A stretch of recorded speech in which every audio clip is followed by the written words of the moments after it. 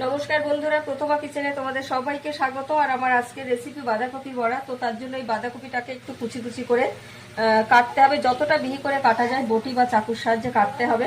আর এই বাঁধাকপি বড়া করার জন্য যা যা লাগবে, এখানে আছে গোটা জিরে, আছে গোটা ধনে, লবণ, আছে শুকনো লঙ্কা, সাদা তেল, ময়দা। তো এখন আমি শুকনো কড়াইতে 1 চামচ গোটা জিরে, 1 চামচ গোটা ধনে আর কয়েকটা শুকনো লঙ্কা ফ্রাই করে নিয়ে মিক্সারে গুঁড়ো করে নেব।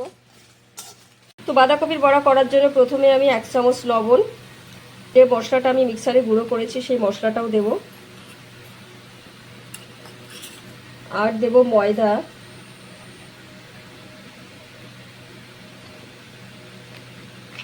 ভালো করে মেখে নিতে হবে যাতে খুব নরমও না হয়ে যায় আবার খুব শক্ত না হয়।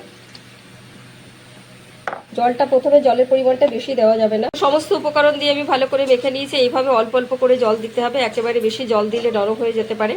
আর নরম হয়ে গেলে একটু ময়দাও আবার মিশিয়ে নিতে হবে। কড়াইতে সাদা তেল দিয়েছি, তেলটা গরম হয়ে গেছে। আর এখন আমি ছোট ছোট বড়ার আকারে ফ্রাই করে তুলে নেব।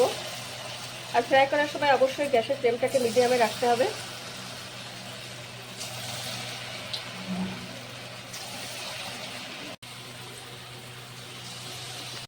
তো আমার বাঁধাকপি বড়া কমপ্লিট। একেবারে কম উপকরণ দিয়ে এভাবে বাড়িতে তৈরি করে নেওয়া যায়।